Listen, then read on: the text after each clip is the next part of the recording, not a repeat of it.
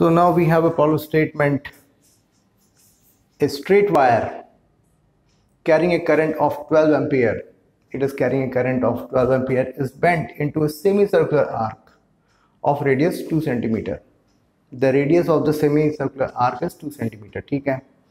Consider the magnetic field at the center of arc. What is the magnitude due to the straight line segment? So let's talk about the first part of the problem statement. तो आप क्या क्या चीज़ें दी हुई हैं. हमारे पास current की value है और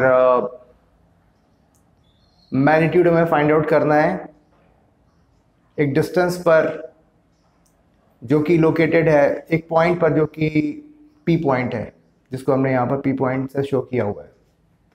ठीक है, दैट्स ऑल. तो बहुत सारी डिटेल्स हमारे पास है नहीं, but anyways still we can find the value of B at point P. B is equal to mu naught upon 4 pi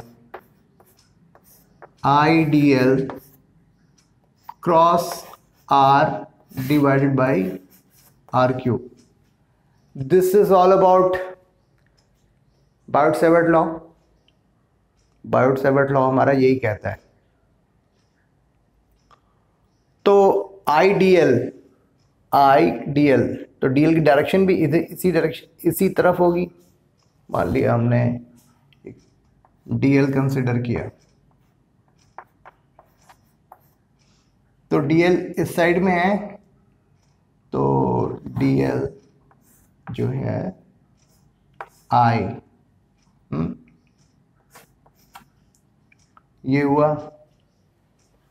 और इस पॉइंट से आर डिस्टेंस पे पॉइंट पी लोकेटेड है. तो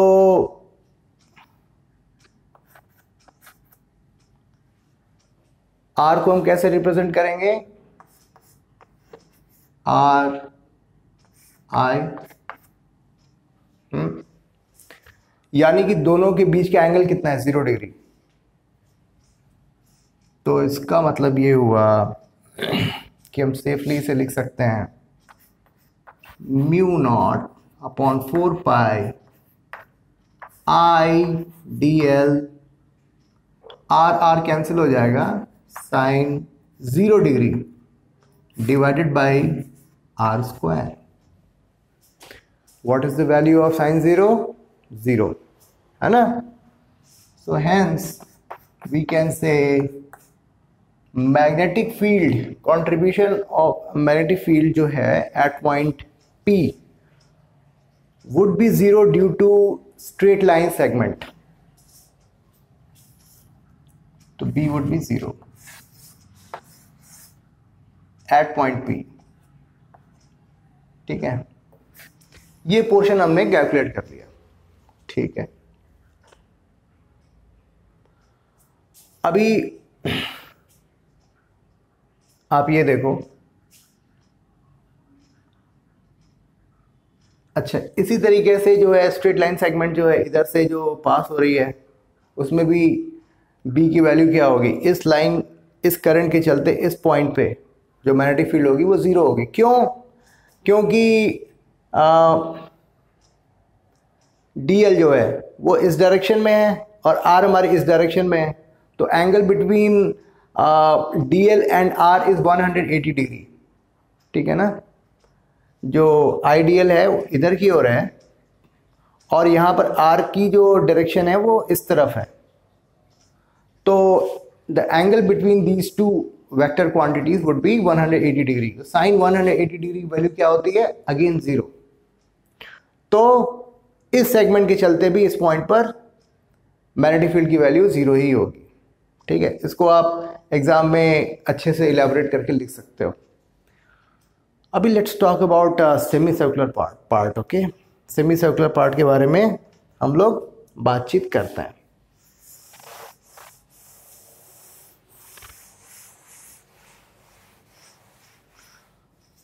मान लिया कोई सा भी ले लो ये पोर्शन है डीएल, ठीक, इसके डायरेक्शन किधर होगा, इधर की ओर होगा। और इस ये जो पॉइंट है, ये डिस्टेंस क्या होगी, आर विच इज 2 सेंटीमीटर, और इसकी डायरेक्शन क्या होगी, इधर। ये दोनों वेक्टर क्वांटिटीज जो है डीएल और आर, उनके बीच का एंगल कितना होगा, 90 डिग्री। देख लो 90 डिग्री, ठीक है। अभी और इसी तरीके से मान लिया अगर इधर की ओर जाता है, इस पोर्शन को हम कंसिडर करते हैं, तो और आर की वैल्यू इधर होगी, तो एंगल 90 डिग्री होगा। अब इसका फॉर्मूला लिखते हैं, b is equal to mu naught upon 4 pi I D L sine 90 divide by R square. तो म्यू नॉट अपॉन 4 पाई क्या है, 10 टू द पावर -7। अच्छा, आई डी एल, डीएल को हम इसे इंटीग्रेट करेंगे। ये धीरे धीरे सारे डीएल जब सम अप होंगे ना, तो इसकी वैल्यू क्या हो जाएगी, total 2 pi R divided by 2 pi R, pi into 2, और यहां पर 2 इंटू 2 है, 2 इंटू 10 टू द पावर -2 हो गया, और 2 इंटू 10 टू द पावर -4 हो जाएगा, ठीक है। 2 इंटू 2 बिकॉज आर स्क्वायर है ना, and sine 90 as we know the value of sine 90 is 1। और what is the value of I, we have not considered the value of I till now, it is 12 ampere. I hope all is good, all is good. सब कुछ बढ़िया ही लग रहा है, ठीक है। This gets cancelled, this is 6,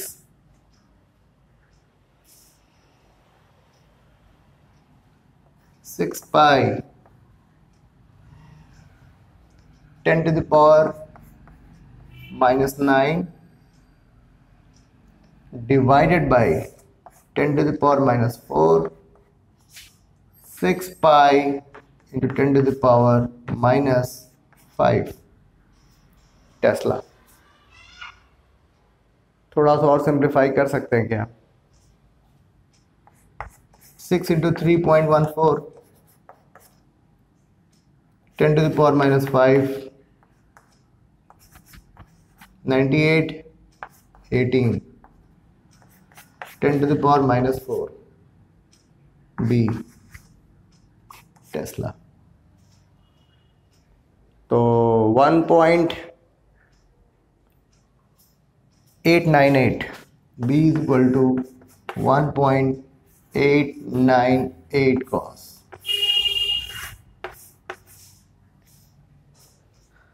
ये हमने b की वैल्यू कैलकुलेट कर ली, ठीक है।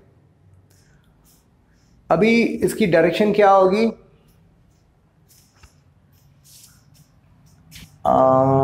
कुछ यूं, देखो ये ऐसे हुआ तो अंदर की ओर होगी, ठीक है। तो क्रॉस मल्टीप्लिकेशन मेथड यूज कर सकते हैं, वेक्टर क्रॉस मल्टीप्लिकेशन मेथड, और फ्लेमिंग्स जो रूल है उसको यूज कर सकते हैं। जहां भी जिधर कन्वीनियंट होना उस तरीके से, ऐसा कोई रिजिड सिस्टम नहीं है, तो बोथ आर इक्वली गुड। जहां पर भी आपको जैसे श्रद्धा हो उस हिसाब से आप वैल्यूज फाइंड आउट कर सकते हो। डायरेक्शन किधर होगा, ठीक है। All right, let's talk about other aspect. इसमें ये पूछ रहे हैं कि अगर ये सर्कुलर होता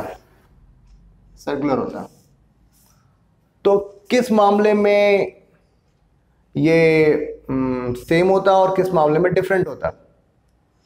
तो अब आप ये देखो ना,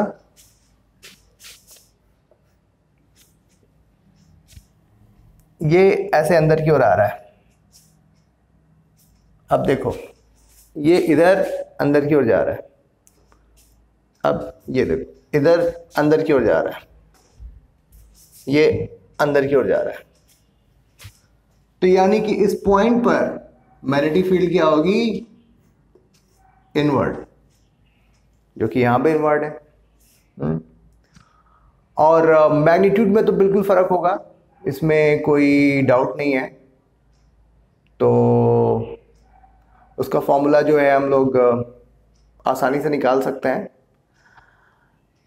इस पोर्शन को जो है मैग्नेटिक फील्ड इधर की ओर हुआ और यही कंटिन्यूड रहेगा, यही कंटिन्यूड रहेगा, तो ये डबल हो जाएगा। तो ट्वाइस ऑफ बी जो है होगी due to this circular loop.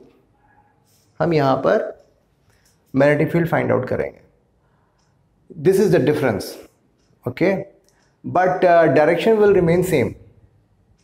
तो इन्होंने ये पूछा हुआ है कि in what way the contribution of B from semi circle differs from circular loop and in what way does it resemble. तो मैग्नेटिक फील्ड की डायरेक्शन तो सेम होगी, लेकिन यहां पर कितना कंट्रीब्यूशन होगा, it will be double of this, which is obvious ना। यहां पर इसके बाद इसकी डायरेक्शन इधर चला गया, इसको it should have come this way, और इस तरीके से जो है वो डबल कंट्रीब्यूशन होता है, क्योंकि जब ये इस लूप में भी करंट पास होगा तो मैग्नेटिक फील्ड की डायरेक्शन जो है अंदर इनवर्ड ही होगी, अंदर की ओर ही होगी। तो let's talk about third part of the problem statement. Would answer be different if the wire is bent into the semi circle but in different direction, means opposite direction. तो थोड़ा सा ऐसे कुछ होता है।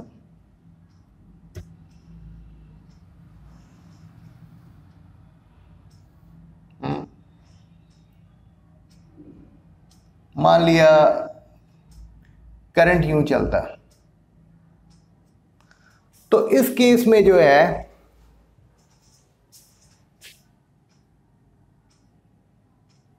ये अंदर की ओर आ रहा है, तो ये ऊपर की ओर आएगा, देखो, ठीक है। तो यहां पर डायरेक्शन जो होगी वो आउटवर्ड होगी, और बी की वैल्यू क्या होगी, सेम, कोई प्रॉब्लम नहीं है। जैसे कि आप ये पॉइंट आप कंसिडर करते हो और ये है, दोनों के बीच में आई डी एल 90 डिग्री एंगल है। तो इस पॉइंट पर जो बी की वैल्यू होगी वो यही आएगी, बी 1.898 गॉस, ठीक है। But direction will be exactly opposite. इस केस में मैग्नेटिक फील्ड डायरेक्शन इनवर्ड थी, यहां पर आउटवर्ड है, ठीक है। So this was all about problem statement 4.6। जितना सिंपल तरीके से हो सकता था मैंने आपको समझाया है, बताया है। आई होप आपको ये चीज़ें समझ में भी आई होंगी, ठीक है। Thank you.